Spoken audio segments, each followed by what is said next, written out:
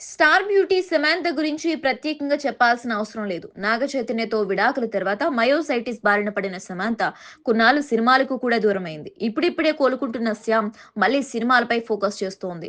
ఇటీవల సమాంత నటించిన Citadel web series release అవ్వగా అనుకున్నంత రీచ్ రాలేదు.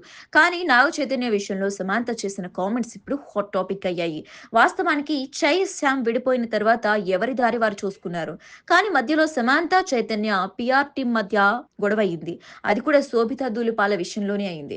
కానీ మళ్ళీ అక్కడి నుంచి సైలెంట్ అయిపోయారు. అయితే ఇప్పుడు నాగ చైతన్య, శోభిత పెళ్లికి రెడీ అవుతున్నారు. డిసెంబర్ 4న వీరి పెళ్లి జరగనుంది. ఇలాంటి సమయంలో సమాంత సంచలన కామెంట్స్ చేసింది.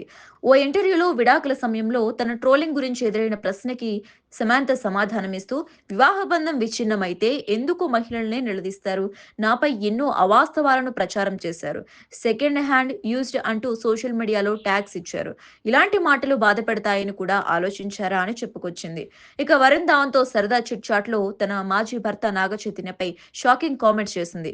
నీ జీవితంలో అవసరం లేకపోయినా అత్యధిక డబ్బులు దేనికోసం ఖర్చు చేశారు అని అడగ్గా, నా మాజీ కోసం ఖరీదైన బహుమతులు కొనుగోలు చేశాను.